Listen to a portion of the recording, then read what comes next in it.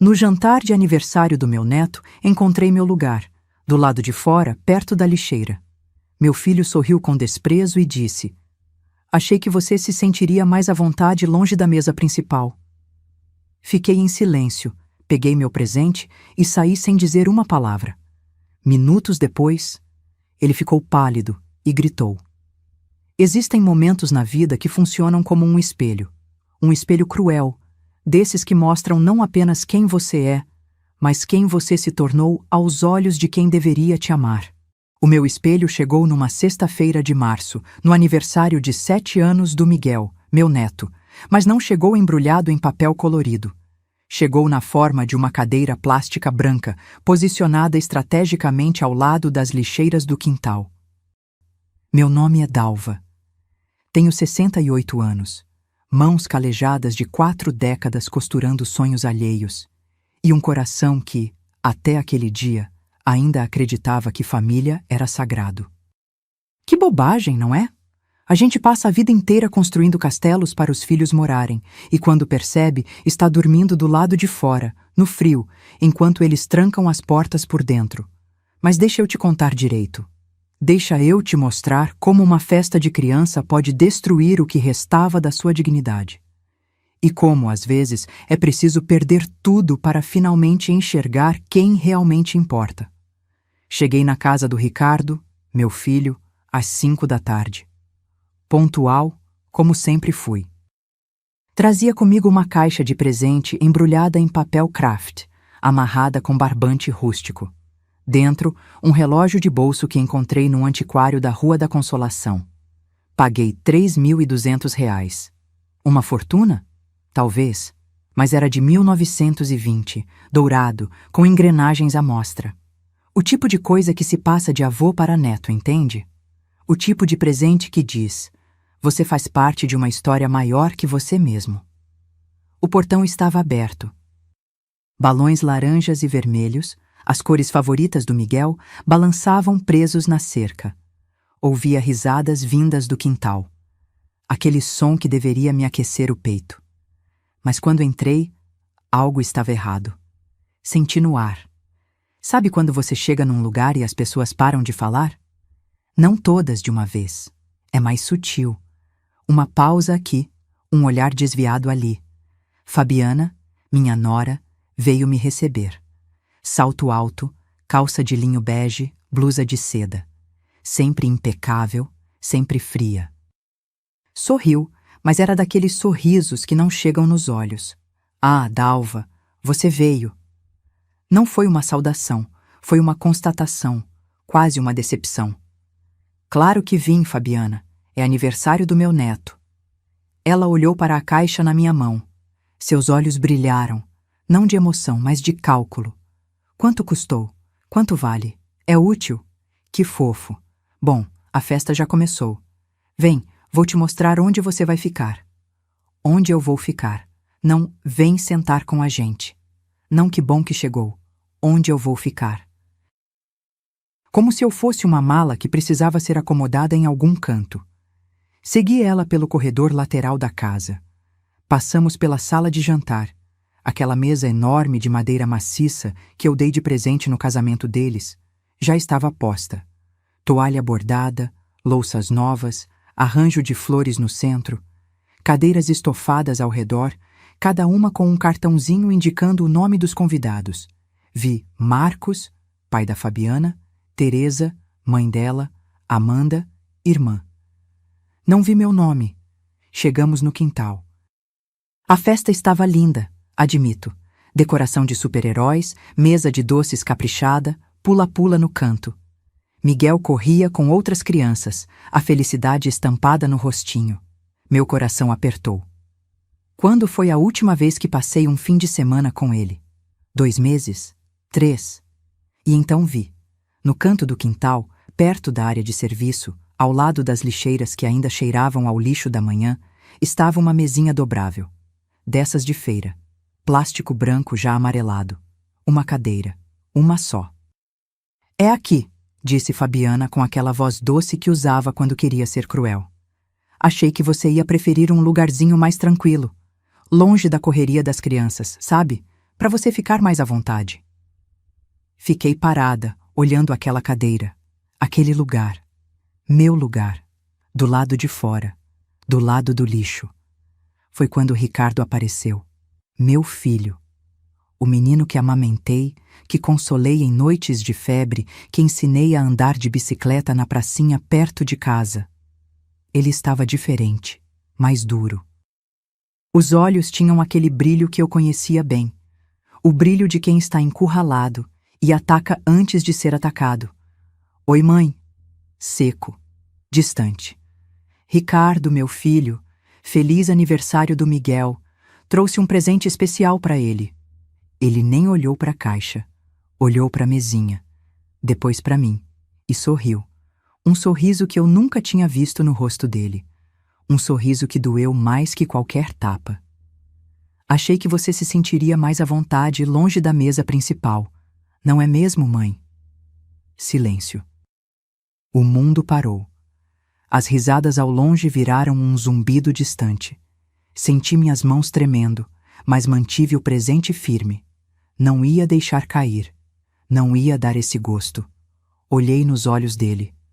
Procurei meu filho ali dentro, mas só encontrei um estranho. Um estranho que eu criei, alimentei, vesti. Um estranho que agora me colocava para comer ao lado do lixo. Não disse nada. Não chorei. Apenas coloquei o presente na cadeira plástica. Virei as costas e saí. Ouvi Fabiana comentar algo com uma convidada enquanto eu atravessava o quintal. Pronto, agora sim a festa pode fluir sem peso morto atrapalhando. Peso morto. Era isso que eu era para eles. Entrei no meu carro, um Palio 2010 que comprei usado, e segurei o volante com força. Respirei fundo, uma vez, duas, três. Não ia chorar ali, não ainda. Liguei o carro e antes de sair, peguei o celular. Fiz uma única ligação. Dr. Mendes, é Dalva. Pode fazer o que conversamos, hoje, agora. Desliguei. Coloquei o carro em movimento. E foi só quando virei a esquina que deixei as lágrimas caírem. Eu não sabia ainda, mas naquele momento, a apenas 20 minutos daquela humilhação, o telefone de Ricardo iria tocar. E tudo, absolutamente tudo, mudaria. Se você quer saber o que aconteceu quando aquele telefone tocou, se inscreva no canal, porque essa história está apenas começando, e o que vem a seguir vai te deixar sem palavras. Mas antes de te contar sobre aquele telefonema que virou o jogo, você precisa entender quem eu sou, porque essa história não começa numa festa de aniversário. Ela começa muito antes, numa casinha simples do bairro da Penha, onde uma menina de 25 anos sonhava em ser mais do que apenas mais uma. Eu me casei com Arnaldo em 1979. Tinha acabado de fazer 25. Ele, 32. Era contador numa empresa de transportes, ganhava razoavelmente bem para a época. Mas eu tinha outros planos. Não queria depender de ninguém, nem do marido, por mais que amasse ele. Minha mãe tinha me ensinado a costurar quando eu tinha 12 anos. Dizia que mulher precisava ter uma profissão nas mãos, porque marido era igual emprego, podia acabar a qualquer momento. Ela estava mais certa do que imaginava. Comecei costurando na sala de casa. Uma máquina Singer antiga que minha mãe me deu de presente de casamento. Consertos, barras de calça, ajustes em vestidos. 5, 10 reais por serviço. Parecia pouco, mas eu guardava cada centavo numa lata de biscoito escondida no armário da cozinha. Arnaldo achava graça. Meu cofre particular, eu dizia. Ele ria, me beijava a testa, dizia que eu era teimosa demais. Ricardo nasceu em 82, um bebê gordinho, cheio de cólicas, que não me deixava dormir. Mas mesmo assim eu costurava. De madrugada, com ele no colo, o barulho da máquina acalmava o choro dele. Era nós dois contra o mundo, mãe e filho. Pensei que esse vínculo nunca se quebraria. Que ingênua eu fui. Os anos passaram. Ricardo cresceu. Meu negócio também. Em 1990, aluguei um pontinho pequeno na Rua Oriente. 15 metros quadrados. Mas era meu. Coloquei uma placa. Ateliê Dalva, costuras e tecidos finos. Arnaldo ficou orgulhoso. Disse que eu tinha tino comercial, coisa que ele nunca teve. Foi quando a vida resolveu me testar de verdade. 94. Arnaldo chegou do trabalho reclamando de dor de cabeça. É só cansaço, ele disse. 3 horas depois, estava desmaiado no chão da cozinha. AVC. Derrame cerebral. 47 anos. Ele sobreviveu. Mas o Arnaldo que voltou do hospital não era mais o mesmo. Metade do corpo paralisado. Fala arrastada. Precisava de ajuda para tudo. Banho, comida, remédios. Ricardo tinha 12 anos e não sabia como lidar com aquilo. Via o pai assim e fugia para a rua, para os videogames, para qualquer lugar que não fosse casa. Eu não podia fugir. Tinha que cuidar do marido, criar o filho e ainda fazer o dinheiro entrar. Sabe o que fiz? Trabalhei que nem condenada, das 6 da manhã até meia-noite.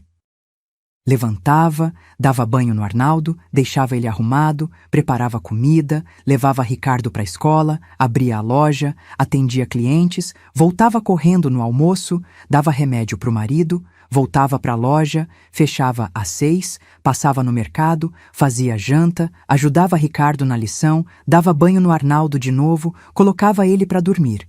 E então, só então, eu me permitia sentar no sofá e chorar. Mas chorando não se paga conta. Então eu enxugava as lágrimas e voltava para a máquina de costura. Tinha encomendas acumuladas, vestidos de festa, ternos, reformas. Cada ponto que eu dava era um ponto a mais na nossa sobrevivência. Ricardo via tudo isso. Via a mãe se matando de trabalhar. Mas sabe o que ele aprendeu? Que dinheiro caía do céu. Que a vida era fácil. Porque por mais que eu suasse, eu nunca deixei faltar nada para ele. Uniforme novo, tênis de marca, mesada, cursinho. Eu me virava. Sempre me virei. 2003. Arnaldo faleceu. 61 anos. O corpo finalmente cansou de lutar. Ricardo tinha 21. Estava na faculdade de administração, que eu pagava. No enterro, ele chorou. Mas foram lágrimas rápidas. 2 semanas depois, já estava pedindo dinheiro para sair com os amigos. Mãe, a vida continua, né? Continuava. Mas para quem? Com Arnaldo em paz, eu tive uma escolha. Afundar ou nadar? Escolhi nadar. Peguei o dinheiro do seguro de vida dele, R$80 mil, e investi na loja. Comprei o ponto em vez de alugar. Ampliei. Passei a vender tecidos importados, aviamentos, máquinas de costura profissionais. A clientela cresceu. Costureiras, estilistas, estudantes de moda. Todos vinham na Dalva. 2006, abri a segunda loja. 2011, a terceira. Ricardo já estava formado, mas não queria trabalhar com coisa de velho, como ele dizia. Arrumou um emprego numa empresa de eventos. Ganhava mal, mas tinha orgulho demais para admitir. Foi quando ele conheceu a Fabiana. Ela trabalhava num posto de gasolina, no caixa. Bonita, esperta, sabia sorrir na hora certa. Ricardo se apaixonou, ou melhor, se iludiu. Porque Fabiana não se apaixonou por ele. Se apaixonou pelo que ela achou que ele tinha. 3 lojas? A mãe deve ser rica. Foi isso que ela pensou. E não estava completamente errada. Casaram em 2015. Eu paguei a festa. R$50 mil. Ricardo queria impressionar os amigos. Fabiana queria impressionar a família dela. Eu só queria ver meu filho feliz. Que idiota, não é? Miguel nasceu em 2018. Meu primeiro e único neto. Quando peguei ele no colo pela primeira vez, senti algo se acender dentro de mim. Uma segunda chance. De amar. De ser amada. De construir algo verdadeiro. Mas Fabiana tinha outros planos. Desde o começo, ela deixou claro. Miguel era filho dela, não neto meu. Eu podia visitar, mas com hora marcada. Podia dar presentes, mas nada exagerado. Podia ajudar financeiramente. Isso ela aceitava muito bem. E eu ajudei. Paguei o apartamento deles como presente de casamento. 220 mil reais. Ajudei com as despesas do parto, do enxoval, da babá. Quando o Ricardo perdeu o emprego e ficou 4 meses desempregado, fui eu quem segurou as pontas. 10 mil por mês direto na conta dele. Ele dizia que era empréstimo. Nunca devolveu 1 centavo. Arnaldo tinha razão sobre mim. Eu era teimosa demais.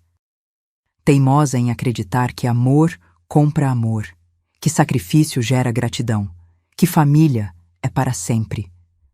Mas naquele dia, sentada na cadeira de plástico ao lado das lixeiras, eu finalmente entendi. Eu tinha construído um império de tecidos e linhas, mas tinha perdido o único tecido que importava, o que me conectava ao meu filho. E o pior, ele nem percebeu quando cortou a última linha. Mas como eu te disse, aquele telefonema estava prestes a mudar tudo. Sabe qual é o problema de amar demais? É que a gente vira cega. Não é cegueira de uma vez, não. É gradual. Uma pontinha de poeira aqui, um cisco ali. Até que um dia você percebe que está enxergando tudo embaçado. E já é tarde demais. Os sinais começaram logo depois que Arnaldo morreu. Ricardo tinha 21 anos, estava na faculdade. Ligou chorando uma noite, dizendo que tinha se metido numa enrascada. Cartão de crédito estourado. Disse que tinha sido burro, que tinha saído demais, que tinha comprado besteira. R$ 2.700. Para mim, naquela época, era quase 1 mês de lucro da loja. Mas era meu filho, meu único filho. Não se preocupa, mãe paga, eu disse. E paguei. 6 meses depois, a história se repetiu. Dessa vez eram 4 mil, depois 7 mil, depois 12 mil. Sempre a mesma desculpa. Mãe, eu aprendi a lição. Dessa vez não vai mais acontecer. Mas acontecia, e eu pagava. Quando ele se formou, em 2005, pensei que as coisas iam mudar. Ele ia arrumar um emprego bom, ia crescer, ia amadurecer.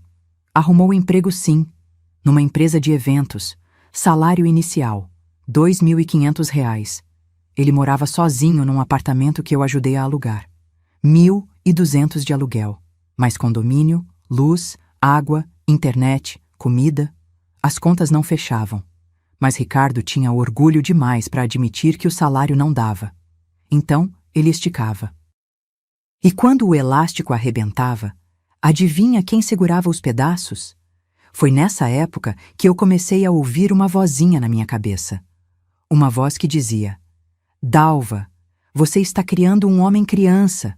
Você está ensinando ele que pode falhar porque você sempre vai estar lá para limpar a bagunça. Mas eu ignorei essa voz. Porque mãe faz isso, não faz? Mãe sempre acha que é só mais uma vez. Só mais um empurrãozinho. Depois ele vai andar sozinho. Mentira. Quando ele conheceu Fabiana, em 2013, eu devia ter visto. Devia ter percebido. Ela apareceu num churrasco que eu fiz em casa, num domingo. Ricardo tinha pedido para levar uma amiga. Ela chegou de salto, roupa justa, maquiagem pesada para uma tarde de domingo. Sorriu muito, falou pouco, mas os olhos dela faziam inventário de tudo. A casa, os móveis, o carro na garagem. Seu filho me falou que você tem 3 lojas, ela disse, enquanto me ajudava a arrumar a mesa. Não foi um comentário casual, foi uma investigação. Tenho sim, trabalho com tecidos. Que sucesso, nossa! Você deve ter feito uma fortuna. Fortuna. A palavra saiu da boca dela com aquele brilho, aquele interesse que não era em mim, mas no que eu tinha. Eles namoraram 2 anos. Nesse meio tempo, Ricardo continuava vivendo acima do que ganhava. Trocou de carro, financiado, claro, viagens com Fabiana para a praia, roupas de marca, restaurantes caros.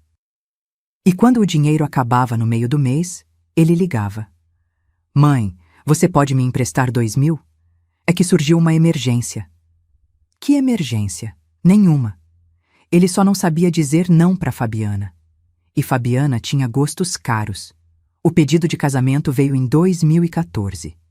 Ele chegou em casa, animado, segurando uma caixinha de veludo. Aliança de ouro branco com 3 diamantinhos. Mãe, eu pedi ela em casamento. Ela disse sim. Meu coração deveria ter explodido de alegria, não é? Mas tudo que eu senti foi um aperto, um pressentimento. Mas engoli seco e sorri. Que maravilha, meu filho. Parabéns. Mãe, a gente queria fazer uma festa bonita. Você acha que dá para ajudar? Ajudar, sempre ajudar. A festa custou R$ 50.000. Eu paguei tudo. Buffet, decoração, convites, fotógrafo, vestido da noiva. 12.000 só no vestido. Fabiana escolheu um modelo importado.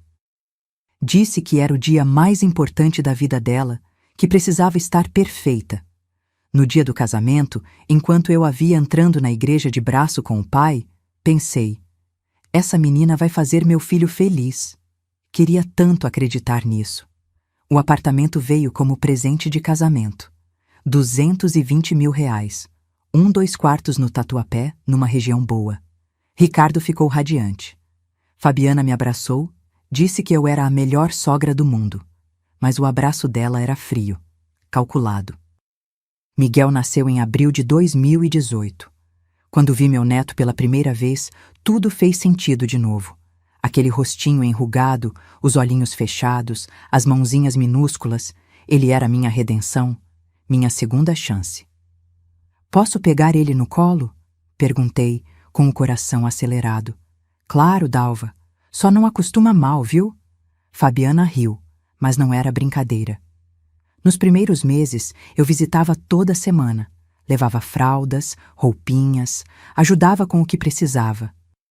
Mas aos poucos, Fabiana começou a colocar limites. Dalva, melhor ligar antes de vir, para não atrapalhar a rotina do bebê. Dalva, não precisa trazer presente toda vez, você vai mimar demais ele. Dalva, acho melhor você não vir no fim de semana, a gente precisa de tempo em família. Tempo em família, como se eu não fosse família. Foi também depois do nascimento do Miguel que os pedidos de dinheiro aumentaram. Licença maternidade da Fabiana não pagava o suficiente. Ricardo tinha perdido o emprego de novo, precisavam de ajuda com as contas. Mãe, só até eu arrumar outra coisa, prometo que devolvo. 10.000 por mês. Durante 4 meses, R$ 40.000. Nunca vi a cor desse dinheiro de volta. Quando Ricardo finalmente arrumou o emprego, pensei que ia melhorar. Mas não melhorou. As visitas continuaram escassas. Eu ligava, ele dizia que estava ocupado. Eu sugeria almoçar juntos, ele tinha compromisso. Eu perguntava sobre o Miguel, ele respondia com monossílabos. E Fabiana? Fabiana estava sempre cansada demais para receber visitas. Até que veio a gota d'água antes da festa. 2 meses antes daquele aniversário maldito. Ricardo me ligou. Voz nervosa, apressada. Mãe, preciso de R$ 120.000. Quase caí da cadeira. Como assim, Ricardo? Pra quê? É uma oportunidade de investimento. Um amigo meu está abrindo uma empresa e se eu entrar agora como sócio, vou ter retorno garantido. Mãe, é minha chance de crescer. R$ 120.000. Não era pouco, mas era meu filho. E ele parecia tão convicto, tão esperançoso. Transferi o dinheiro. Assinei um documento que ele trouxe, dizendo que era empréstimo familiar. 3 meses depois, quando perguntei sobre o investimento, ele desconversou. 6 meses depois, admitiu. A empresa nunca existiu. O dinheiro tinha ido para pagar dívidas dele e da Fabiana. Dívidas que eu nem sabia que existiam. Mãe, me desculpa. Eu não queria mentir, mas a gente estava desesperado. Desesperados, vivendo num apartamento que eu dei, com carro zero na garagem, roupas caras no armário, jantares fora toda semana, mas desesperados. E eu, mais uma vez, engoli. Mais uma vez, perdoei. Porque era meu filho. Porque eu ainda acreditava que, no fundo, ele me amava. Que ilusão ridícula. Os 2 últimos anos foram um deserto. Eu via Miguel 3, 4 vezes por ano. Sempre por insistência minha. Sempre com hora marcada. Sempre com Fabiana controlando cada minuto. Ricardo mal conversava comigo. Quando ligava, era sempre para pedir algo: dinheiro, favor, indicação. Eu tinha me tornado uma conta bancária ambulante. Não era mais mãe, era fornecedora. E naquele dia, na festa, quando vi a cadeira de plástico ao lado do lixo, tudo ficou claro, cristalino, dolorosamente óbvio. Eu não era mais bem-vinda. Eu era um incômodo, um peso morto, mas eles cometeram um erro fatal. Eles acharam que eu ia aceitar calada, que ia abaixar a cabeça e engolir mais essa, que a Dalva de sempre, a Dalva que perdoava tudo, ia continuar lá, esperando as migalhas de afeto deles. Mas aquela Dalva morreu naquele quintal. E aqui entrou no carro e fez aquela ligação para o Dr. Mendes. Essa era outra pessoa, alguém que eu deveria ter sido há muito tempo. Alguém que não tinha mais nada a perder. 20 minutos. Foi só o que levou para o mundo deles desabar. 20 minutos entre a minha saída e o telefonema que mudou tudo. Mas antes de te contar sobre isso, você precisa entender o que estava acontecendo naquela festa enquanto eu dirigia pelas ruas com os olhos marejados. Porque, veja bem, eu não sabia na época.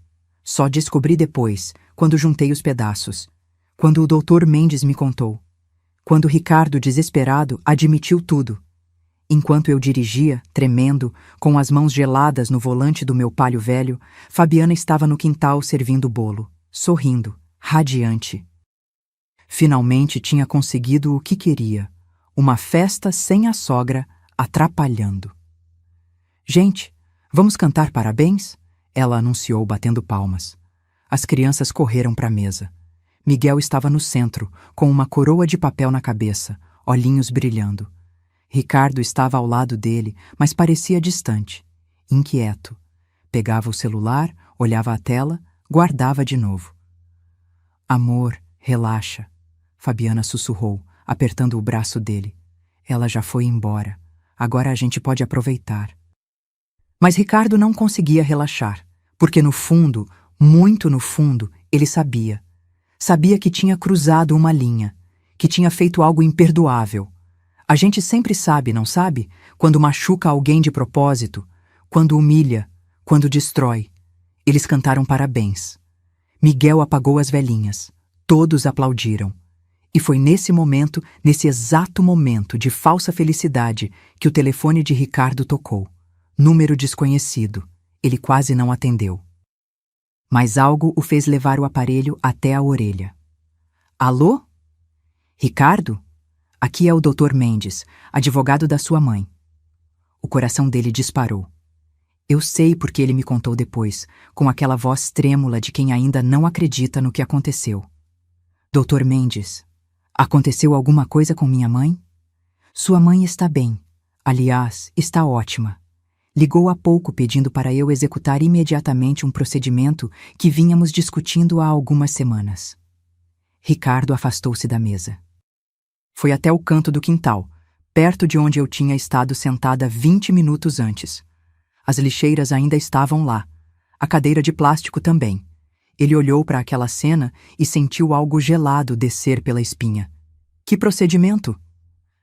A doação oficial do imóvel comercial localizado na Rua Aurora, número 432. O registro já está sendo lavrado no cartório. Amanhã de manhã estará concluído. Silêncio. Um silêncio tão profundo que o doutor Mendes achou que a ligação tinha caído. Ricardo, está me ouvindo? Doação? A voz dele saiu rouca. Doação para quem? Para o Instituto São Francisco de Assistência aos Idosos. Sua mãe foi muito clara nas instruções. O imóvel será transferido integralmente, sem ônus, para a instituição. Eles vão transformá-lo numa casa de acolhimento para idosos, em situação de abandono familiar. Abandono familiar. As palavras ecoaram na cabeça de Ricardo como uma sirene. Mas esse imóvel vale quanto? O Dr. Mendes fez uma pausa proposital. Ele sabia exatamente o que estava fazendo. Pela última avaliação de mercado, R$680 mil. É o maior e mais valorizado dos 3 imóveis comerciais que sua mãe possui. Possuía, melhor dizendo. Ricardo sentiu as pernas fraquejarem. Apoiou-se na parede. 680 mil reais, jogados fora, doados para estranhos. Ela não pode fazer isso. Ela não está em sã consciência. Eu vou contestar. Pode tentar, disse o Dr. Mendes, e havia uma frieza educada na voz dele. Mas preciso informá-lo que sua mãe passou por avaliação psicológica completa há 3 semanas. Laudo assinado por 2 psiquiatras independentes atestando plena capacidade mental. Além disso, a doação foi decidida e documentada em vídeo, onde ela explica seus motivos. Está tudo absolutamente legal. Motivos? Que motivos? Outra pausa. Mais longa dessa vez. Talvez você deva conversar com ela sobre isso. Boa noite, Ricardo. A ligação caiu. Ricardo ficou parado, olhando para o celular como se fosse uma cobra venenosa. 680 mil reais. 680 mil reais que ele já considerava seus, que ele já tinha gastado mentalmente, que ele e Fabiana já tinham planejado usar. Por quê? E aqui está o segredo que eu só descobri depois. Eles não estavam apenas sendo egoístas, eles estavam desesperados. Ricardo tinha dívidas que eu nem imaginava. 53 mil reais espalhados em 4 cartões de crédito, mais 22 mil num empréstimo consignado que ele tinha feito escondido. E Fabiana? Fabiana tinha aberto crediário em 6 lojas diferentes. Roupas, sapatos, bolsas, eletrônicos. 68 mil reais em prestações que eles não conseguiam mais pagar. No total, 143 mil reais de dívidas. E o salário dos 2 juntos não chegava a 10 mil por mês. Eles estavam afundando, e a tábua de salvação deles era eu. Ou melhor, era minha herança. Nos últimos 6 meses, Ricardo e Fabiana tinham desenvolvido um plano que me arrepia até hoje quando penso nele. Eles tinham visitado 3 casas de repouso. Não as boas, não, as baratas. Aquelas que cobram 2.800 por mês e colocam 4 idosos num quarto minúsculo.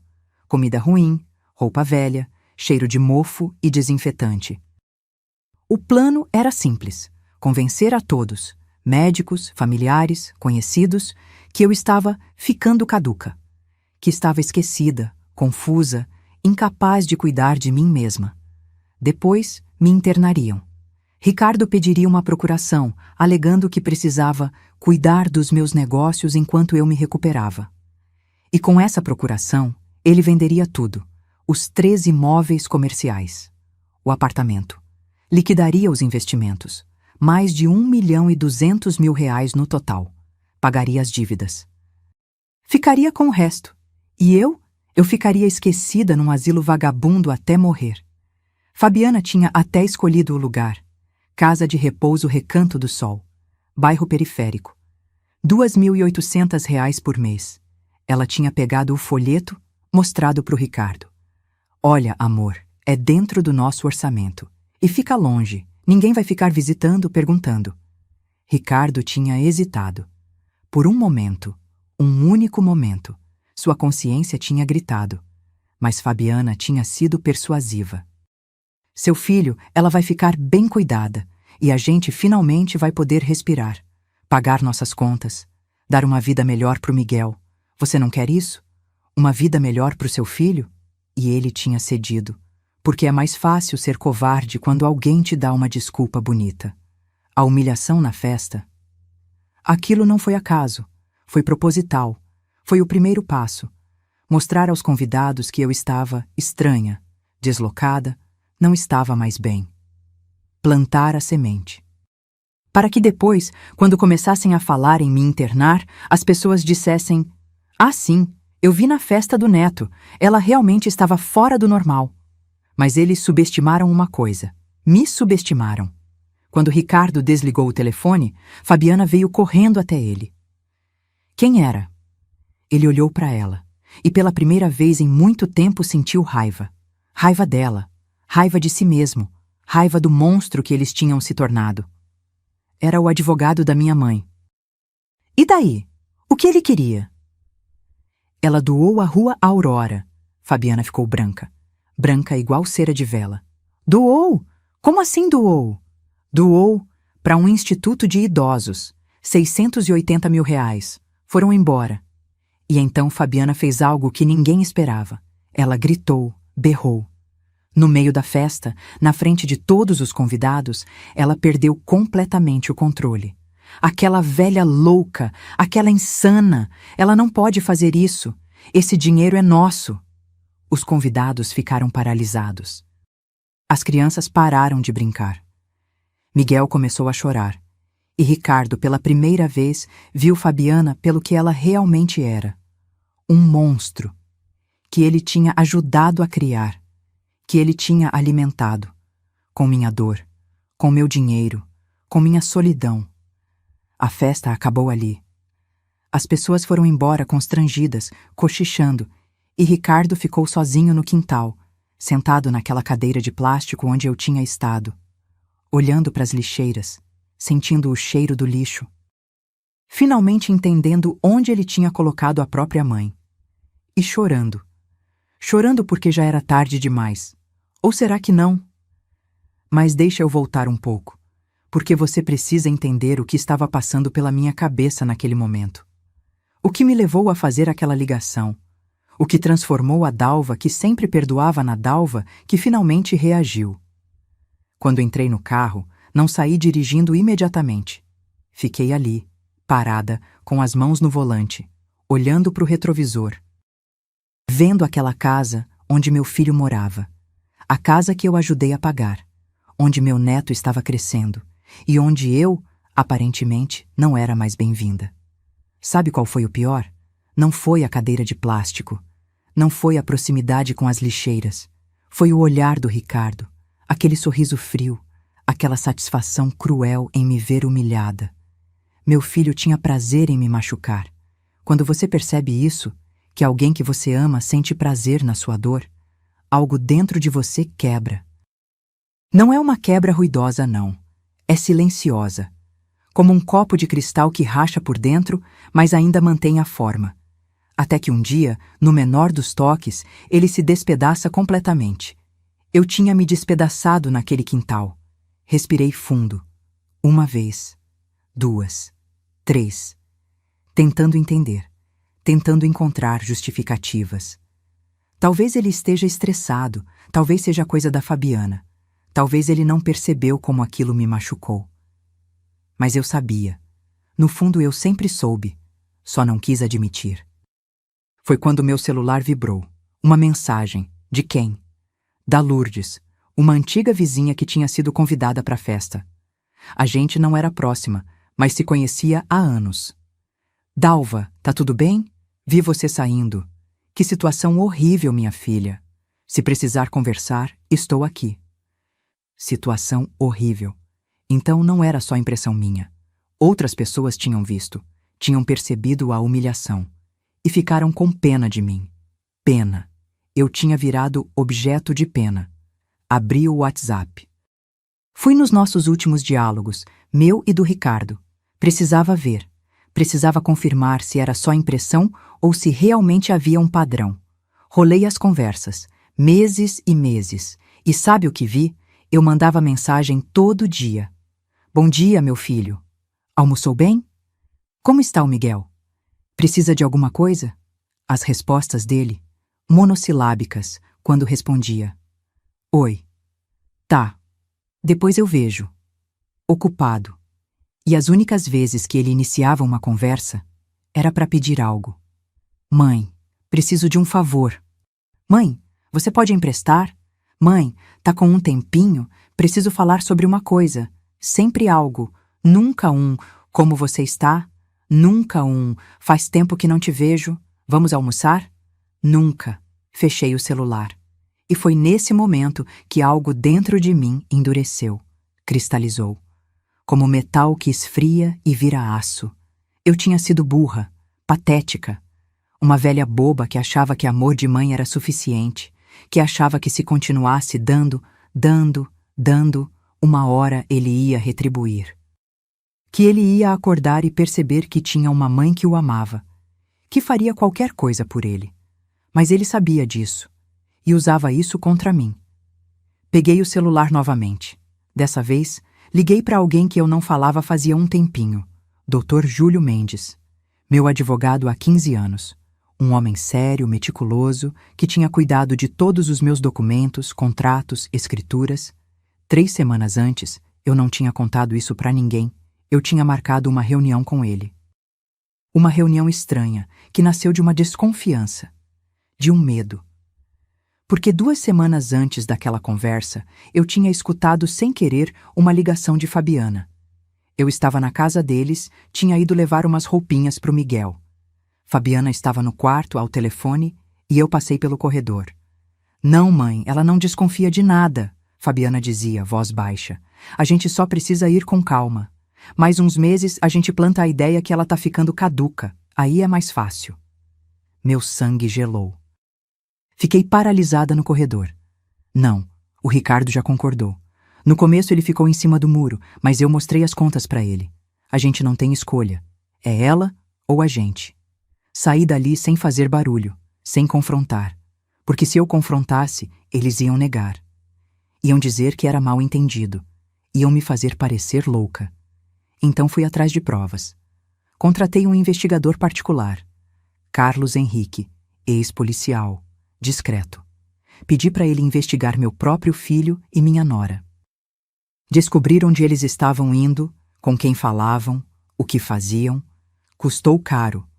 R$ 8.000 por 2 semanas de trabalho. Mas valeu cada centavo. Ele descobriu as visitas às casas de repouso. Descobriu as dívidas escondidas. Descobriu conversas entre Ricardo e Fabiana sobre quando a velha morrer. Descobriu tudo.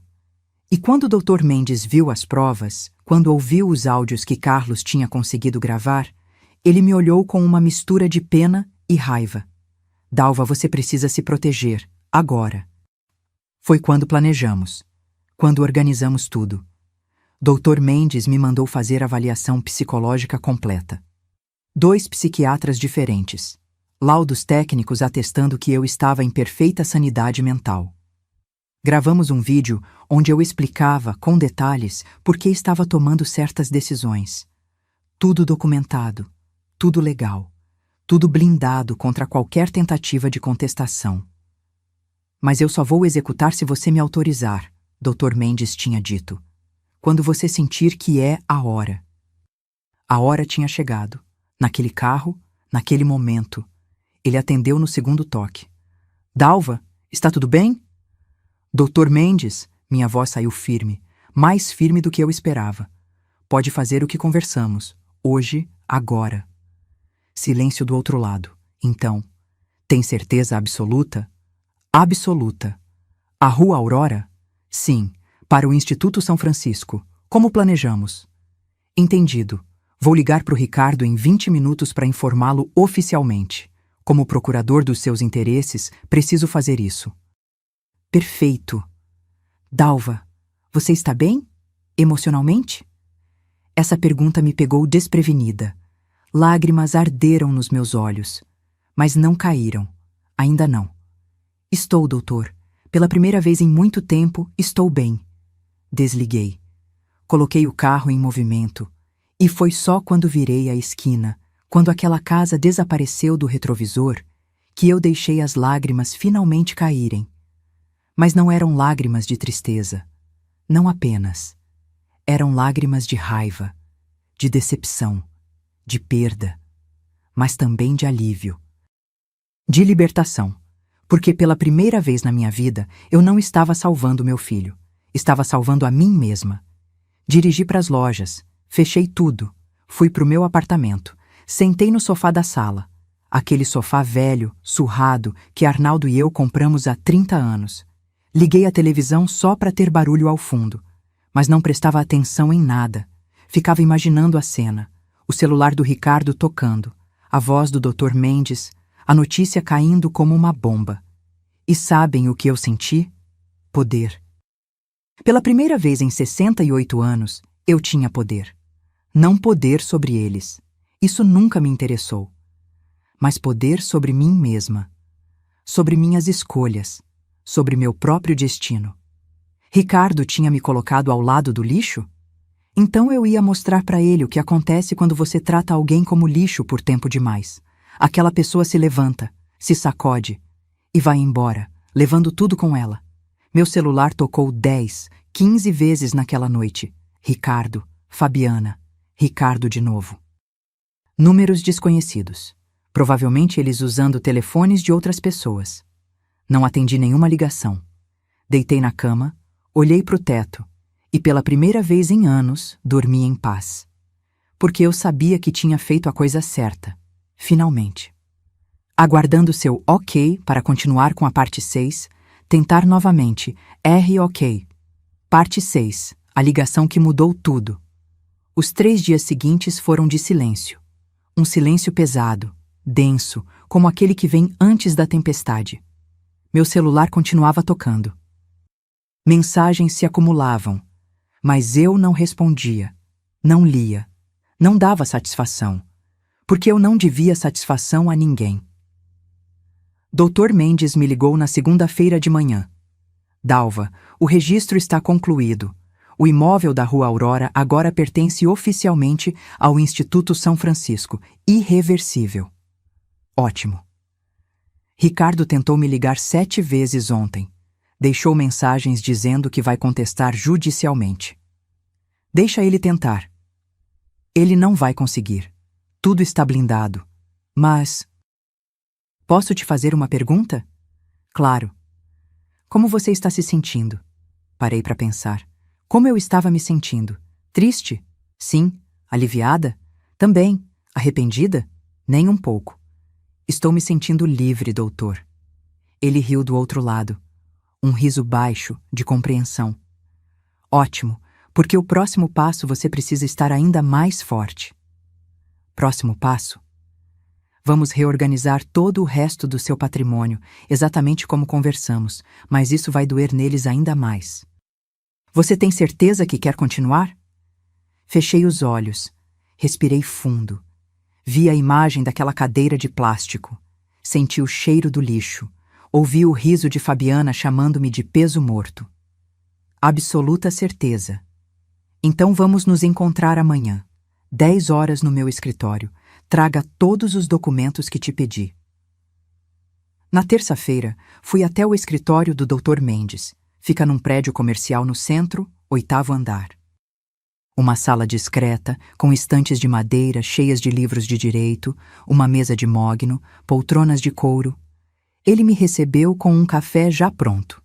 Senta, Dalva, vamos resolver isso direito. Passamos 3 horas naquele escritório.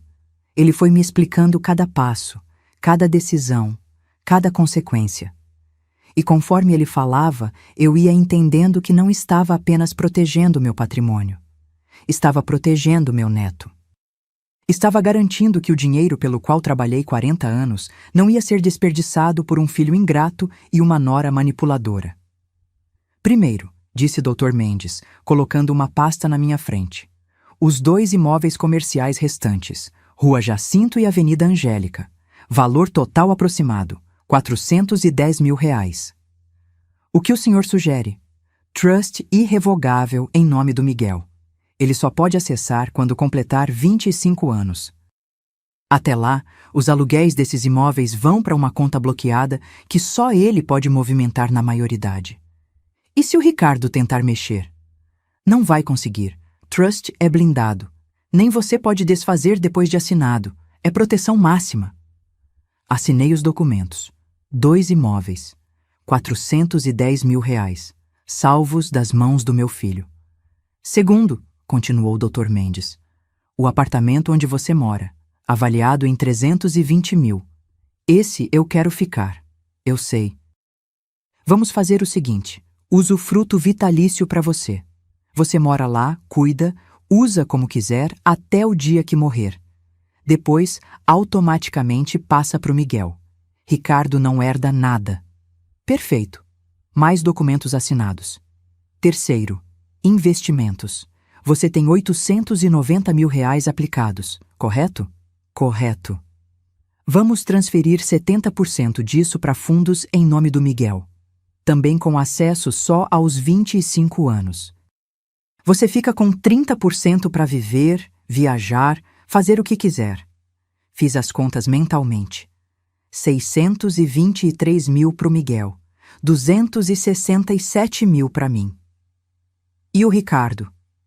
Dr. Mendes me olhou com aquela seriedade de quem está prestes a dizer algo importante. Dalva, legalmente, você não é obrigada a deixar nada para ele. Nada. Pode deserdar completamente. Mas se deixar pelo menos alguma coisa, por menor que seja, evita questionamentos futuros. Mostra que você se lembrou dele, que não foi esquecimento nem incapacidade mental. Quanto o senhor sugere? 50 mil reais, em dinheiro, e os objetos pessoais do pai dele. Roupas, relógios, ferramentas, coisas sentimentais. 50 mil reais. Nada comparado ao que ele já tinha arrancado de mim ao longo dos anos. Mas era mais do que ele merecia. Fechado. E tem mais uma coisa. Dr. Mendes pegou outro documento. Você precisa fazer um testamento formal, explicando tudo, suas razões, suas decisões. Em vídeo também, para ficar registrado. Quando? Hoje mesmo, depois do almoço, já marquei com o cartório. Saímos para almoçar num restaurante ali perto. Comida simples, arroz, feijão, bife. Mas eu mal conseguia comer. O estômago estava embrulhado, não de medo, mas de antecipação, porque eu sabia o que vinha a seguir, e sabia que não tinha volta. Às 15h, estávamos no cartório. Uma sala pequena com uma câmera montada num tripé. Doutor Mendes, eu, o tabelião e 2 testemunhas que nem me conheciam. Dona Dalva, disse o tabelião, um homem grisalho de uns 60 anos. A senhora vai falar livremente, explicar suas decisões. Pode começar quando quiser. A luz vermelha da câmera se acendeu. Olhei para a lente e comecei. Meu nome é Dalva Rodrigues da Silva.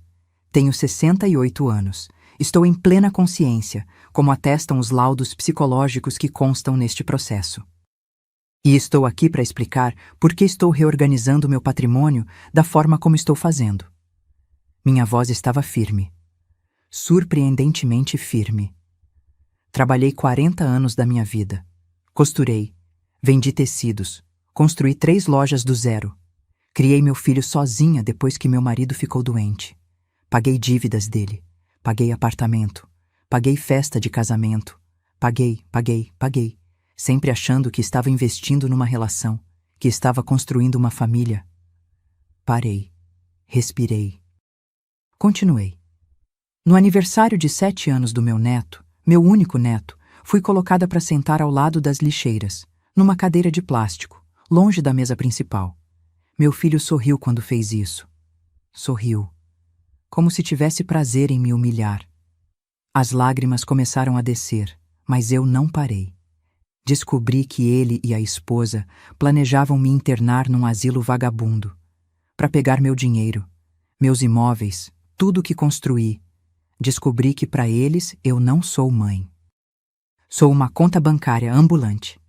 Enxuguei as lágrimas com as costas da mão. Então decidi, se eu sou apenas dinheiro para os olhos deles, que seja.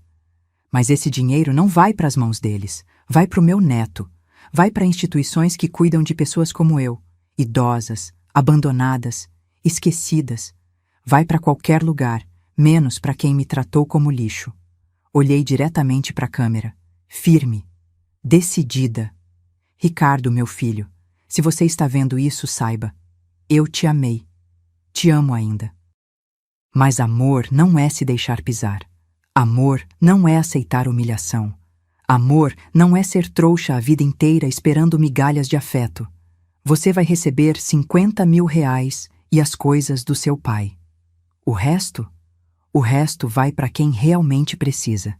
E para o Miguel, quando ele tiver idade para saber o valor das coisas. Silêncio. O tabelião fez um gesto indicando que eu podia parar, mas eu tinha mais uma coisa para dizer. E se alguém, algum dia, questionar se eu estava em perfeito juízo quando fiz tudo isso, estava. Estava mais lúcida do que nunca, porque pela primeira vez na minha vida, eu escolhi a mim mesma. A luz vermelha se apagou. Assinei os documentos finais. Tudo registrado, tudo oficial, irreversível. Quando saí do cartório, o sol estava se pondo. O céu tinha aquele tom alaranjado, quase vermelho. Lindo. Eu parei na calçada só para olhar. Dr. Mendes veio ao meu lado. Como você está? Sorri. Um sorriso pequeno, mas verdadeiro. Estranhamente bem. Dalva, você sabe que agora eles vão vir atrás de você, né?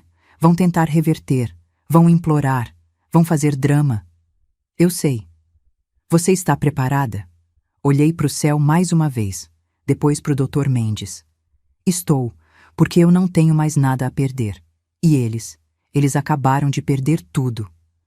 Naquela noite, deitada na minha cama, com o silêncio do apartamento me envolvendo, eu senti algo que não sentia há anos. Paz. Não era a paz de quem está feliz, era a paz de quem finalmente fez o que precisava ser feito, de quem olhou para o espelho e reconheceu a pessoa refletida. Eu tinha recuperado minha dignidade, e ninguém, absolutamente ninguém, ia tirar isso de mim nunca mais. Na quinta-feira, 3 dias depois da festa, eles finalmente apareceram. Eu estava na loja da Rua Jacinto, aquela que agora pertencia ao trust do Miguel, mas que eu ainda administrava, quando a campainha tocou às 10 da manhã. Olhei para a porta, e lá estavam eles, Ricardo e Fabiana. Meu coração disparou por um segundo. Mas respirei fundo, eu estava preparada. Tinha ensaiado esse momento na minha cabeça 1000 vezes. Bom dia, disse, continuando a organizar uns rolos de tecido no balcão. Ricardo estava pálido. Olheiras profundas. Parecia que não dormia direito há dias. Fabiana, ao contrário, estava impecável como sempre. Mas os olhos dela... Os olhos tinham aquele brilho duro, raivoso. Mãe, a gente precisa conversar, disse Ricardo, voz rouca. Então conversem, a loja está aberta. Aqui não, na sua casa, em particular. Olhei bem para ele, para o meu filho. Procurei algum traço de arrependimento genuíno, de dor, de amor. Mas só vi desespero. Desespero de quem perdeu algo valioso. O que vocês têm para dizer, podem dizer aqui mesmo. Fabiana deu um passo à frente. As narinas dilatadas, a mandíbula travada. Dalva, a gente sabe o que você fez. E é um absurdo. Você não pode doar nosso patrimônio assim, sem consultar a família. Nosso patrimônio. Notou? Não seu. Nosso. Patrimônio meu, corrigi calmamente, que eu construí com meu suor, e eu faço com ele o que eu bem entender. Mas a gente é sua família, Ricardo quase gritou. Eu sou seu filho, Miguel é seu neto. Como você pode tirar tudo da gente assim? Apoiei as mãos no balcão. Olhei bem nos olhos dele. Ricardo, me responde uma coisa. Quando você me colocou para sentar ao lado das lixeiras na festa do seu filho, você pensou em mim como família? Silêncio. Ele abriu a boca. Fechou. Não tinha resposta. E quando vocês foram visitar aquelas casas de repouso baratas, continuei, voz firme, vocês pensaram em mim como família? Ou pensaram em mim como um problema que precisava ser resolvido? Ricardo ficou branco. Branco que nem papel. Como você sabe disso? Ah, Ricardo. Sorri. Um sorriso triste. Você realmente achou que eu ia ficar sentada esperando vocês me internarem? Que eu ia deixar vocês pegarem tudo que eu construí sem fazer nada? Foi a vez de Fabiana empalidecer. Você nos investigou? Investiguei. E descobri muita coisa interessante. Peguei uma pasta que estava embaixo do balcão. Coloquei na frente deles com um baque seco. Abri. Dentro, fotografias, documentos, prints de conversas. Vocês foram visitar 3 casas de repouso em 2 meses. Casa de repouso. Recanto do Sol foi a escolhida, não foi? 2.800 por mês. 4 idosos por quarto. Comida ruim. Cheiro de mofo. Ricardo tentou falar, mas eu levantei a mão. Não. Agora quem fala sou eu. Vocês ficaram 6 meses planejando como me tirar de cena, como me fazer parecer louca, incapaz, como pegar uma procuração e vender tudo. Mais de R$ 1.200.000. Era esse o valor da minha vida para vocês, não é? As lágrimas começaram a descer pelo rosto do Ricardo. Mas não eram lágrimas de arrependimento. Eram lágrimas de desespero, de quem foi pego. Mãe, eu não queria. Foi a Fabiana que... Não! Fabiana explodiu. Não joga isso em mim. Você concordou com tudo. Você assinou os papéis das casas de repouso. Você foi junto nas visitas. E ali, bem na minha frente, eles começaram a se implodir. A jogar a culpa um no outro. Você que estava desesperada por causa das dívidas, Ricardo gritou. Dívidas que você também fez. Aquele carro importado foi ideia de quem? Aquelas viagens para a praia todo mês? Você gastou R$ 68.000 em roupa. 68 mil! E você perdeu 120 mil num investimento que nunca existiu. Fiquei ali, parada, assistindo meu filho e minha nora se destruírem na frente dos meus olhos. E sabe o que senti? Nada. Absolutamente nada. Como se estivesse assistindo 2 estranhos brigando na rua. Chega! Disse, voz baixa, mas firme. Eles pararam. Olharam para mim. Vocês 2 estão afundados em dívidas. R$ 143.000 no total. Eu sei. Sei de cada cartão estourado, de cada empréstimo, de cada prestação atrasada. Ricardo engoliu seco. E sabe qual é a diferença entre eu e vocês? Quando eu estava com dificuldade, eu trabalhava mais. Eu me virava. Eu não planejava internar minha família num asilo vagabundo para roubar dinheiro. A gente não ia roubar, Fabiana berrou. A gente ia só administrar. Você ia ficar bem cuidada. Ri. Uma risada amarga, sem humor. Bem cuidada. Num quarto com mais 3 idosos, comendo comida fria, tomando banho de mangueira, sem receber visita porque vocês iam estar ocupados gastando meu dinheiro. Isso é ser bem cuidada? Silêncio constrangedor. Vocês querem saber o que eu fiz com o patrimônio? Vou contar. A Rua Aurora, que vale 680 mil, foi doada para o Instituto São Francisco, uma instituição séria que cuida de idosos abandonados por famílias amorosas como a de vocês. Fabiana colocou a mão na boca. Ricardo fechou os olhos. Os outros 2 imóveis, Rua Jacinto e Avenida Angélica, foram transferidos para um trust irrevogável em nome do Miguel. Ele só acessa aos 25 anos, vocês não podem mexer, nem eu posso mais desfazer. Mas ele é nosso filho, Ricardo gaguejou. Exatamente. E por ser filho de vocês, ele precisa de proteção. Proteção de pais que torrariam 1 milhão em 5 anos e não deixariam nada para o futuro dele. Peguei outro documento da pasta. 70% dos meus investimentos também foram transferidos para o Miguel. O apartamento onde eu moro fica comigo até eu morrer. Depois passa para ele. E vocês, Ricardo e Fabiana... Fiz uma pausa dramática. Vocês vão herdar R$ 50.000 em dinheiro e os objetos pessoais do Arnaldo. Suas roupas, relógios, ferramentas, as coisas do pai dele, Ricardo. Coisas que deveriam ter valor sentimental, mas para vocês, imagino que não tenham. Ricardo caiu numa cadeira que tinha ali na loja. Colocou as mãos no rosto. Os ombros tremiam. Mãe, a gente tá afundado. 143 mil de dívida. Se a gente não pagar, vão penhorar o apartamento. A gente vai perder tudo. E eu deveria me importar com isso. Por que exatamente? Ele levantou o rosto, vermelho, molhado de lágrimas. Porque você é minha mãe. Essa frase. Essa maldita frase. Como se ser mãe significasse aceitar tudo, perdoar tudo, salvar sempre, mesmo quando estão te afogando. Eu sou sua mãe, Ricardo. Sou mesmo. Fui sua mãe quando você tinha cólica de bebê e eu passava a madrugada acordada. Fui sua mãe quando paguei sua faculdade. Fui sua mãe quando perdoei suas dívidas 1, 2, 10 vezes. Fui sua mãe quando você me humilhou na festa do seu filho e mesmo assim ainda te amava. Caminhei até ficar perto dele, olhando de cima. Mas sabe o que eu não vou mais ser? Não vou mais ser sua vítima. Não vou mais ser sua conta bancária.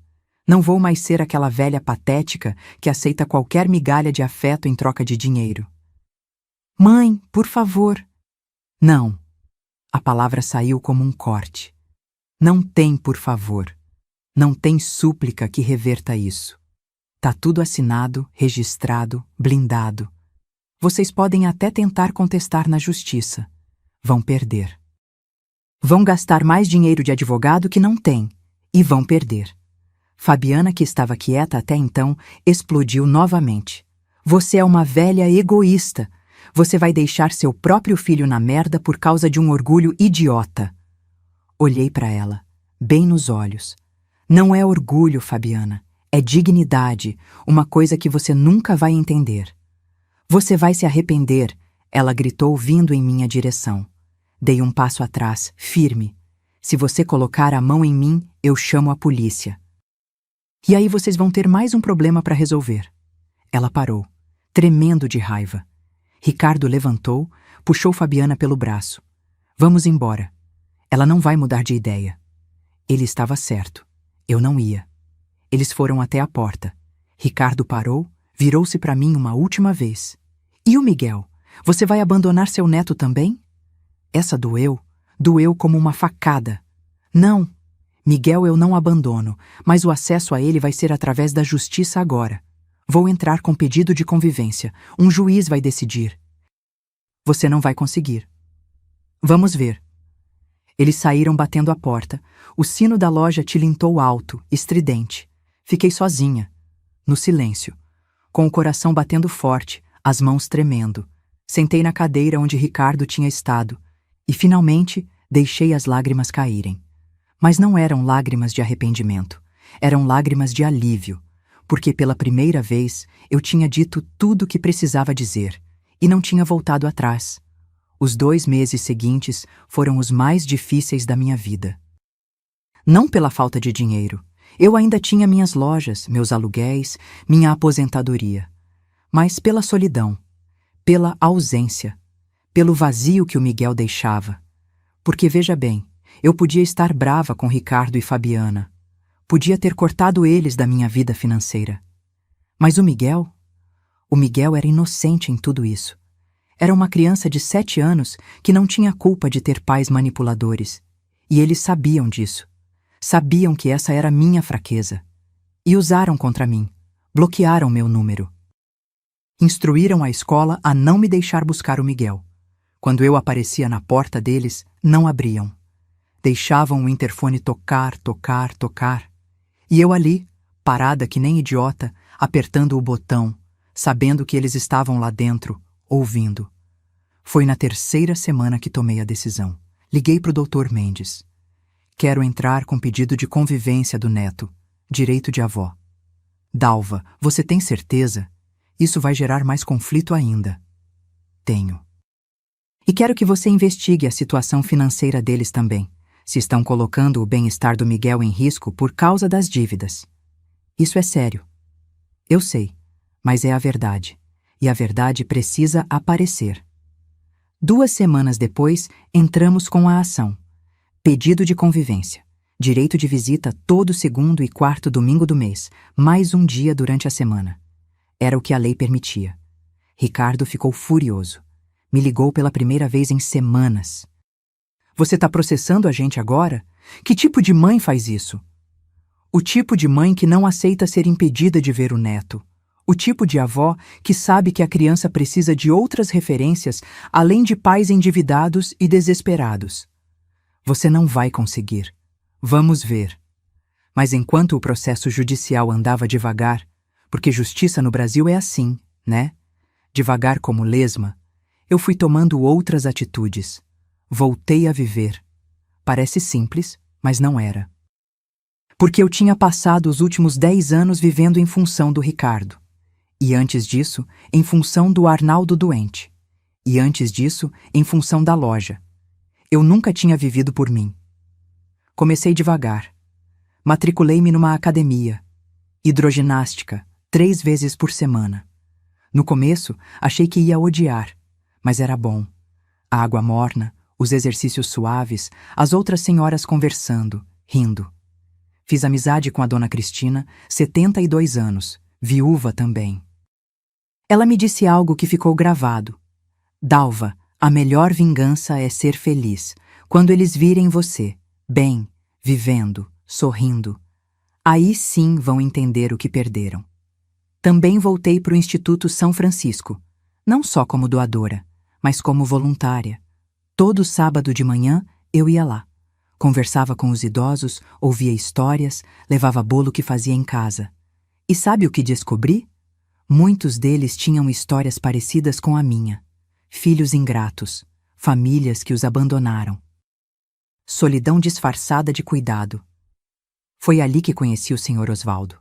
83 anos, ex-contador, morador do Instituto há 5 anos. Os filhos tinham pegado a casa dele, vendido, prometido cuidar dele. Resultado? Deixaram ele lá e nunca mais voltaram. Mas eu tô bem aqui, viu, Dalva? Ele dizia, sorrindo com aquele sorriso banguela.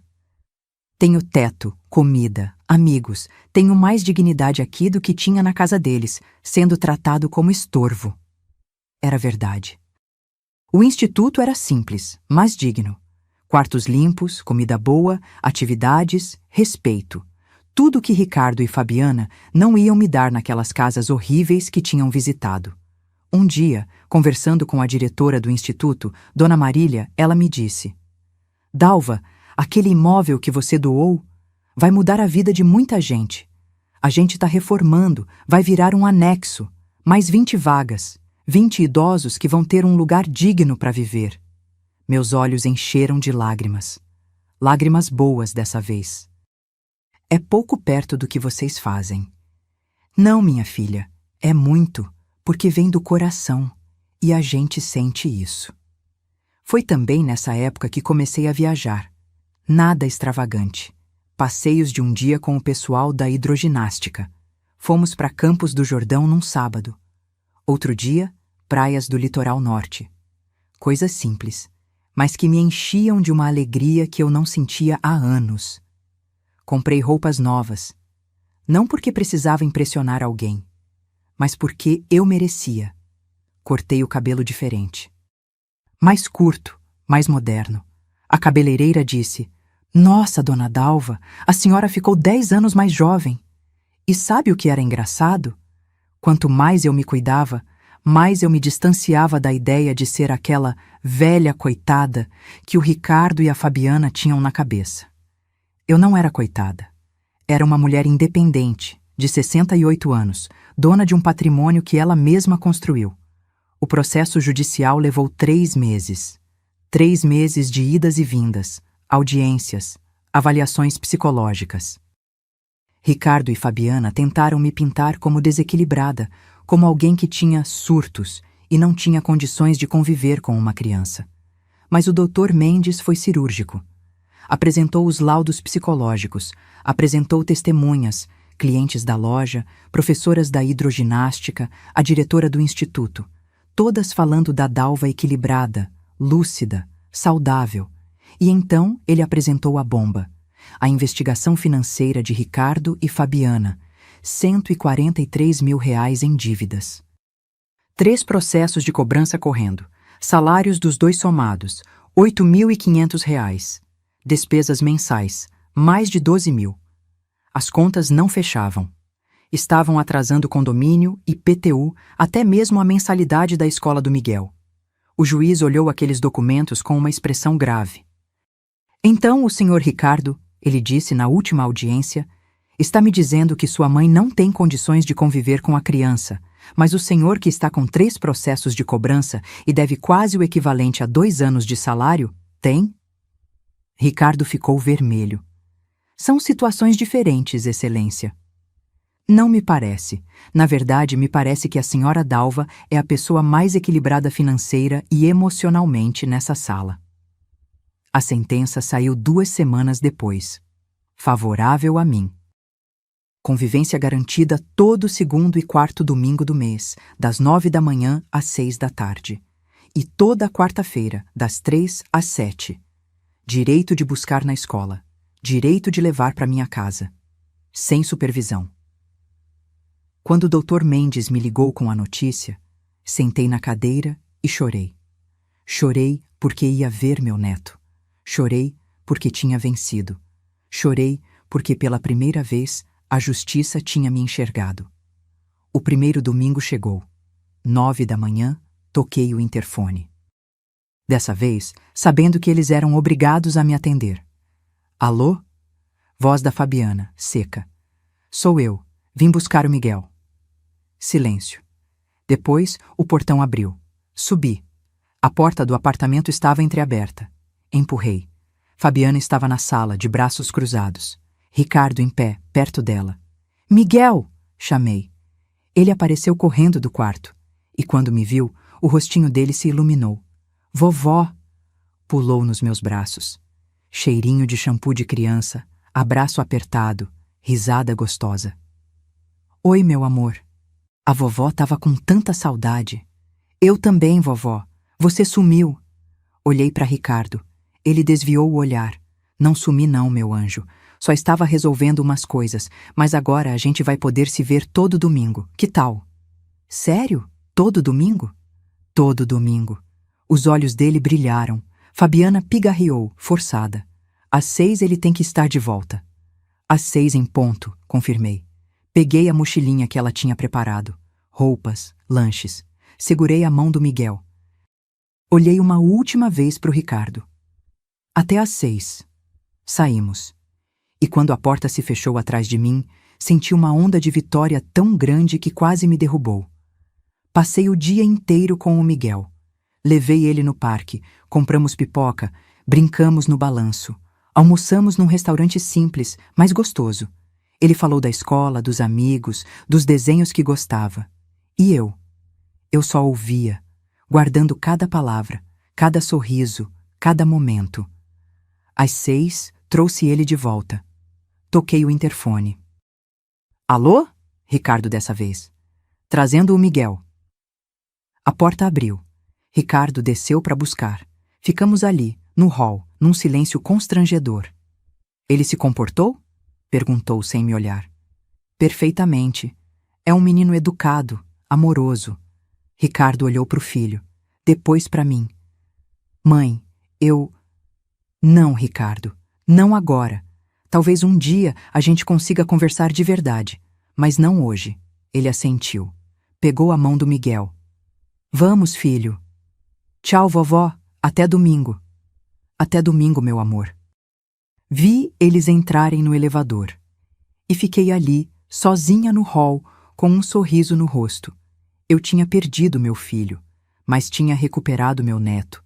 E, acima de tudo, tinha recuperado a mim mesma. 6 meses se passaram desde aquela sentença. 6 meses de domingos com o Miguel. 6 meses de reconstrução. E 6 meses assistindo, à distância, Ricardo e Fabiana se afundarem cada vez mais. Porque a verdade é que eu não precisei fazer nada contra eles. Eles se destruíram sozinhos. Foi numa quarta-feira à tarde, quando eu estava buscando o Miguel na escola, que percebi algo diferente. Ele estava mais quieto que o normal. Abraçou minha perna com força quando me viu, mas não falou nada no caminho para o carro. Tá tudo bem, meu amor? Perguntei, ajustando o cinto de segurança dele. Ele olhou pela janela, os olhinhos marejados. Vovó, por que papai e mamãe brigam tanto? Meu coração apertou. Às vezes os adultos passam por momentos difíceis, meu anjo. Mas não é culpa sua, tá? Nunca é. Ontem eles gritaram muito. Mamãe jogou num prato na parede, quebrou tudo. Segurei o volante com mais força. E você, onde estava? No meu quarto, com as mãos no ouvido. Eu não gosto quando eles gritam. Aquela criança de 7 anos tentando se proteger do caos que os pais tinham criado. Quis descer do carro, voltar naquele apartamento e gritar com os dois. Mas me controlei. Por ele. Vem, vamos tomar um sorvete. E você não precisa pensar nisso agora, tá bom? Ele sorriu. Um sorriso pequeno, mas verdadeiro. Levei ele para a sorveteria. 2 bolas de chocolate. Conversamos sobre dinossauros. A nova paixão dele. Sobre a prova de matemática que tinha tirado 9. Sobre o amiguinho novo da escola. Mas quando levei ele de volta, às 7 da noite, a Fabiana que abriu a porta estava diferente. Cabelo desarrumado, olheiras profundas, roupa amassada. A maquiagem impecável que ela sempre usava não estava lá. Pontual como sempre, ela disse com um sarcasmo amargo. Como combinado. Miguel entrou correndo. Fabiana ficou na porta me encarando. Você tá feliz, né? Vendo a gente se afundar. Não, Fabiana. Eu não fico feliz vendo ninguém se afundar. Muito menos quando isso afeta meu neto. Ah, poupa. Você planejou tudo isso, nos deixar sem nada. Eu não deixei vocês sem nada. Vocês mesmos se colocaram nessa situação. Ela deu uma risada sem humor. Você não entende. Você tem suas lojinhas, seu apartamento, sua vidinha. A gente tem contas, cobranças, processos. Mês que vem vão penhorar o apartamento. A gente vai ter que sair daqui. Senti um frio na espinha. Não por eles, mas pelo Miguel. E vão para onde? Não sei. Casa da minha mãe, talvez, num quartinho minúsculo, com o Miguel dormindo na sala. Ela queria despertar pena. Queria que eu abrisse a carteira de novo. Que eu salvasse mais uma vez. Vocês têm salário, podem alugar um lugar menor, mais barato. Ajustar o padrão de vida. Ajustar? Ela cuspiu a palavra. Você sabe quanto custa criar uma criança hoje em dia? Escola particular, plano de saúde, roupas, comida? Sei. Criei um filho sozinha depois que meu marido ficou doente. E você sabe como eu fiz? Trabalhei. Ajustei. Cortei supérfluos. Não saí pedindo ajuda e depois cuspindo na mão de quem ajudou. Ela me olhou com ódio puro. Um dia você vai precisar da gente. E a gente vai lembrar disso tudo. Talvez. Mas se eu precisar, vou arrumar outra forma de resolver. Porque eu aprendi que depender de quem não te ama é o pior tipo de prisão. Fechei a porta na cara dela. Ou melhor, ela fechou na minha. Voltei para o carro tremendo. De raiva, de tristeza, de preocupação pelo Miguel. Mas não recuei. Foi 2 semanas depois que recebi a ligação. Dr. Mendes. Dalva, tenho novidades. O que aconteceu? Ricardo e Fabiana estão se divorciando. Fiquei em silêncio, processando. Quando? Ela entrou com o pedido ontem. Alegou incompatibilidade e está pedindo a guarda integral do Miguel. Integral? E o Ricardo? Aparentemente ele concorda. Disse que não tem condições de cuidar sozinho.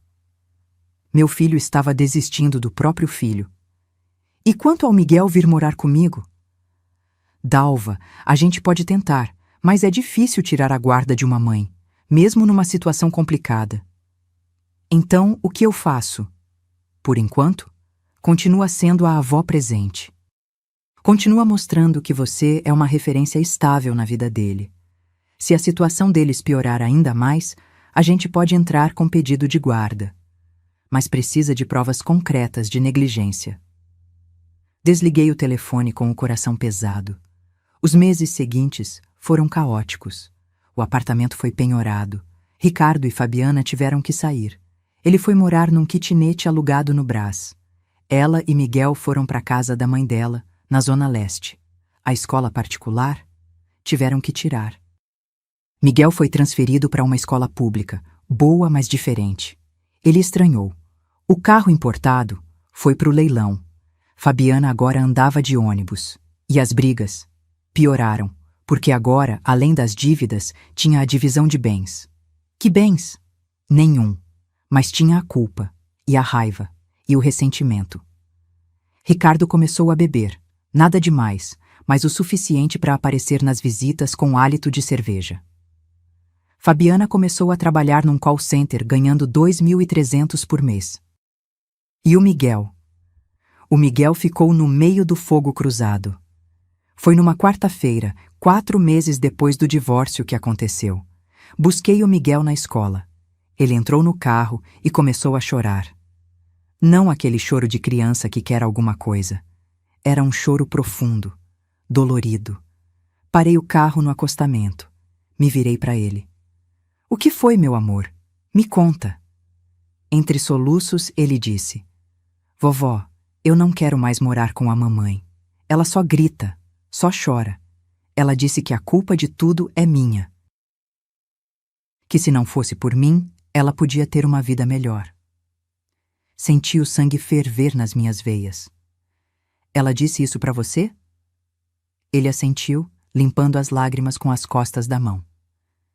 E o papai não vem mais me ver.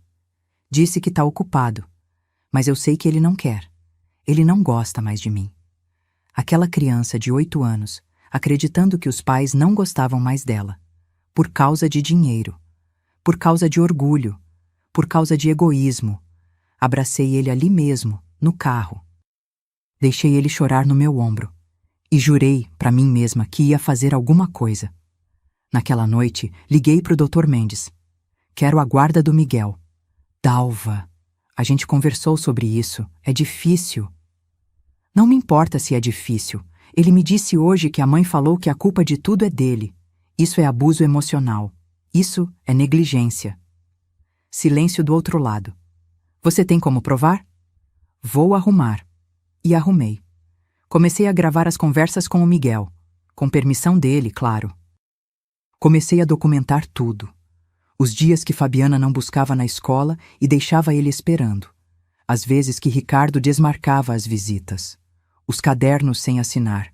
As roupas velhas, rasgadas. Juntei tudo. E 3 meses depois, entramos com o pedido oficial de guarda. A batalha judicial foi brutal. Fabiana se defendeu com unhas e dentes. Disse que eu estava manipulando o neto, que eu queria me vingar através dele, mas os fatos falavam mais alto. A assistente social foi na casa da mãe da Fabiana. Voltou com um relatório devastador. Quarto minúsculo, compartilhado com 2 primos. Falta de espaço para estudar. Ambiente tenso, com brigas constantes. Foi na casa do Ricardo, kitnet de 20 metros quadrados, bagunçado, cheiro de cerveja. Nem cama pro Miguel tinha. E foi na minha casa, apartamento espaçoso, limpo, organizado, quarto arrumado especialmente pro Miguel. Livros, brinquedos, escrivaninha. A sentença demorou 6 meses. 6 meses de ansiedade, de noites mal dormidas, de orações. E então, numa terça-feira de março, Dr. Mendes me ligou. Dalva, senta. Me diz logo. Você ganhou. Guarda integral do Miguel. Ricardo e Fabiana têm direito de visita quinzenal, supervisionada inicialmente. Desabei no sofá. Chorei. Chorei de alívio, de gratidão, de exaustão. Meu neto ia morar comigo. Eu tinha vencido, mas a um custo alto. Porque no processo, perdi de vez qualquer chance de reconciliação com meu filho. Ele me olhava agora não como mãe, mas como inimiga, como a pessoa que tinha destruído sua vida. Mas eu tinha que escolher, e escolhi a criança inocente. Escolhi o Miguel. 2 anos se passaram desde que Miguel veio morar comigo. 2 anos que transformaram completamente nossas vidas, dele e minha. Miguel tinha agora 10 anos. Um menino esperto, cheio de vida, que tinha recuperado o sorriso que eu achei que tivesse perdido para sempre. Ele estudava numa escola boa, não particular, mas pública de qualidade. Tirava notas excelentes, tinha amigos, praticava judô 2 vezes por semana. Eu que paguei as aulas e ele amava. Todo dia, quando voltava da escola, a gente sentava na mesa da cozinha. Eu preparava um lanche, pão de queijo quentinho, suco de laranja. E ele me contava sobre o dia, as aulas, os professores, os colegas. Às vezes reclamava da lição de matemática. Outras vezes vibrava porque tinha ganhado um jogo no recreio. Era rotina, simples, banal até. Mas para mim, era tudo. Porque eu tinha descoberto algo nos meus 70 anos. O amor verdadeiro não precisa ser complicado. Não precisa de grandes gestos, precisa de presença, de consistência, de estar ali todo dia mostrando que a pessoa importa. E o Miguel importava, mais do que qualquer coisa. Ricardo e Fabiana continuaram suas vidas, cada um no seu canto. O divórcio tinha sido finalizado há 1 ano e meio. Ela tinha arrumado um emprego melhor, numa empresa de telemarketing como supervisora. Ganhava 4.000 por mês agora. Tinha alugado um apartamento pequeno, mas dela. Estava reconstruindo aos poucos. As visitas com o Miguel eram quinzenais. No começo, ela vinha buscá-lo tensa, agressiva, jogando farpas. Mas com o tempo, foi amolecendo. Começou a perceber que o filho estava bem, estava feliz, estava sendo cuidado. Numa dessas visitas, uns 6 meses atrás, ela tocou o interfone fora do horário combinado. Eram 8 da noite. Miguel já estava dormindo. Fabiana, atendi surpresa. Dalva, posso subir? Só 5 minutos. Hesitei, mas abri. Ela subiu. Quando abri a porta, vi uma mulher diferente daquela que tinha berrado comigo na loja 2 anos antes. Cabelo simples, sem aqueles saltos altíssimos, sem a maquiagem pesada. Parecia humana. Desculpa aparecer assim, ela disse, voz baixa. Eu precisava falar com você. Pode falar. Ficamos na sala, sentadas no sofá que um dia já tinha sido palco de tantas conversas com Arnaldo. Fabiana olhava para as mãos, nervosa. Eu errei muito, ela começou. Com você, com o Ricardo, com o Miguel. Não respondi, só esperei. Eu fui gananciosa, egoísta. Achei que dinheiro ia resolver todos os nossos problemas, mas só piorou tudo. Por que você está me dizendo isso agora? Porque eu quero que você saiba que eu sou grata por você ter ficado com o Miguel, por ter dado para ele a estabilidade que eu não consegui dar. Isso me pegou desprevenida. E eu queria te pedir desculpas, de verdade, não porque eu quero alguma coisa, mas porque você merece ouvir isso. Olhei bem para ela, procurando sinais de manipulação, de falsidade. Mas tudo que vi foi arrependimento genuíno. Eu aceito suas desculpas, Fabiana, mas você precisa entender. O Miguel não é uma moeda de troca. Nunca foi. Ele é uma criança que merece ser amada sem condições. Eu sei, e eu tô tentando ser melhor, para ele. Ela foi embora naquela noite. E desde então, as coisas melhoraram entre nós. Não éramos amigas, jamais seríamos. Mas tínhamos um respeito mútuo. E pelo bem do Miguel, isso era suficiente. Ricardo foi mais difícil. Ele continuava vindo nas visitas, mas sempre distante. Frio. Levava o Miguel para o shopping, para o parque, mas era como se estivesse cumprindo uma obrigação. Não havia conexão. Miguel percebia e sofria com isso. Vovó, por que papai não conversa comigo? Ele fica só no celular quando a gente sai. Seu pai está passando por um momento difícil, meu amor, mas isso não tem nada a ver com você. Ele tá bravo comigo? Não, filho, ele tá bravo com ele mesmo. Foi num sábado, há 3 meses, que tudo mudou. Ricardo tocou o interfone para buscar o Miguel, mas quando abri a porta, ele não estava sozinho. Tinha uma mulher ao lado dele. Jovem, uns 30 e poucos anos, sorriso tímido. Mãe, essa é a Patrícia, minha namorada. Fiquei surpresa, mas cumprimentei educadamente. Prazer, Patrícia. O prazer é meu, dona Dalva. O Ricardo fala muito da senhora. Fala? Olhei para o meu filho, incrédula. Ele desviou o olhar, constrangido. Miguel apareceu, mochila nas costas, e ficou curioso com a moça. Quem é você? Sou a Patrícia, amiga do seu pai. Ah, legal. Eles foram embora, e eu fiquei pensando naquilo o dia inteiro. À noite, quando o Ricardo trouxe o Miguel de volta, pedi para ele subir, sozinho. Só nós dois. Ele hesitou, mas subiu. Ficamos na sala, igual aquela vez com a Fabiana. Mas o clima era diferente, mais pesado, mais doloroso. Você vai casar com ela? Perguntei, quebrando o silêncio. Não sei ainda, mas ela é diferente, mãe. Ela me faz querer ser melhor. Fico feliz por você. Ele me olhou surpreso. Fica? Fico. Eu nunca quis sua infelicidade, Ricardo. Só queria que você me respeitasse. Silêncio. Ele engoliu seco. Eu sei que eu fui um péssimo filho. Eu sei que te machuquei de formas que não têm conserto. Não tem mesmo. Mas eu queria tentar, recomeçar. Não como era antes, porque isso não volta, mas como algo novo.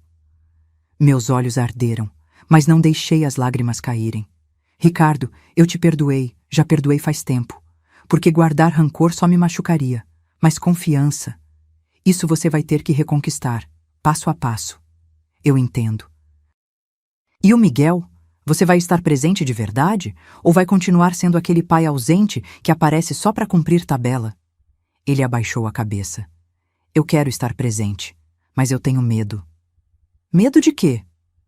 Medo de estragar, de não ser bom o suficiente, de ser com ele o que fui com você. E ali, naquele momento, vi meu filho pela primeira vez em anos. Não o homem manipulador e ganancioso, mas o menino inseguro que eu tinha criado. O menino que nunca tinha aprendido a lidar com o fracasso, porque eu sempre o protegi dele. Você vai errar, Ricardo, isso é garantido, mas o que importa é se você vai aprender com os erros, se você vai levantar e tentar de novo, como você fez, como eu fiz. Ele foi embora naquela noite com os olhos vermelhos, mas também com algo diferente. Esperança, talvez. Os domingos seguintes foram melhores. Ricardo começou a chegar mais cedo. Começou a desligar o celular quando estava com o Miguel.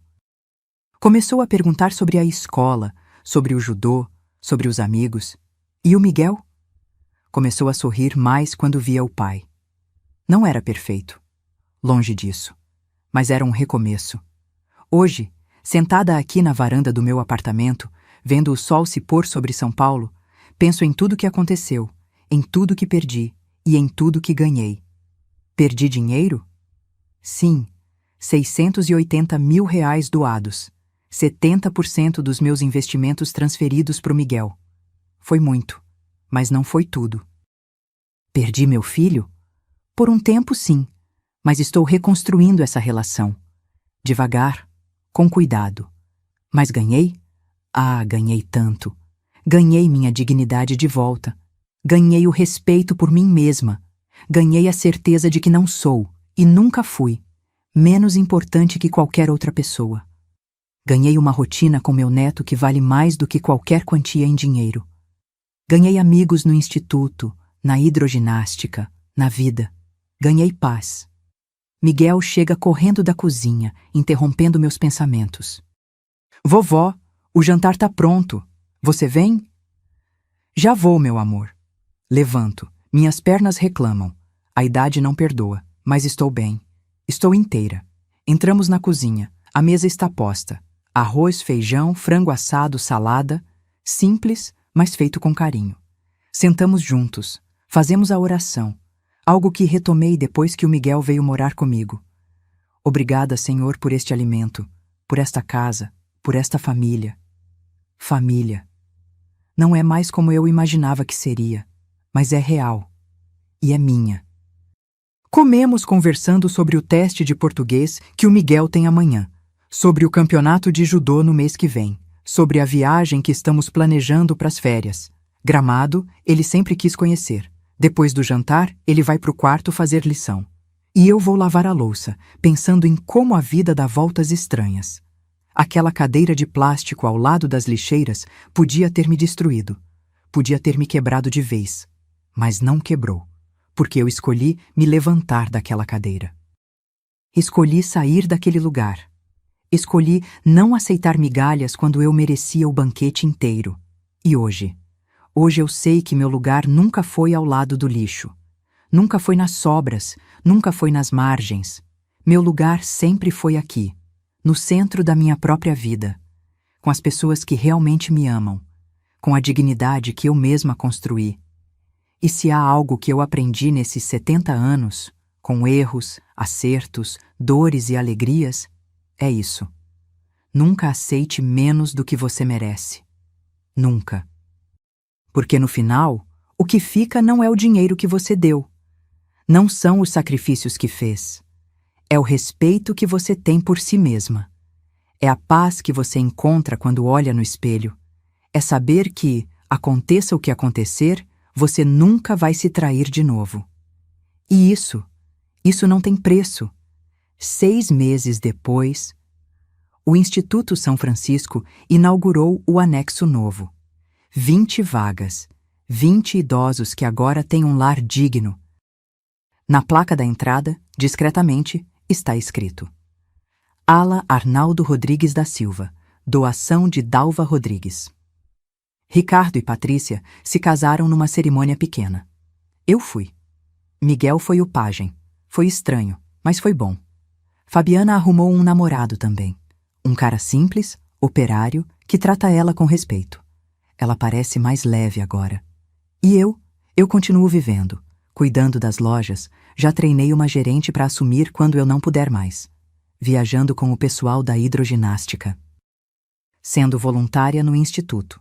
E toda noite, antes de dormir, faço a mesma oração.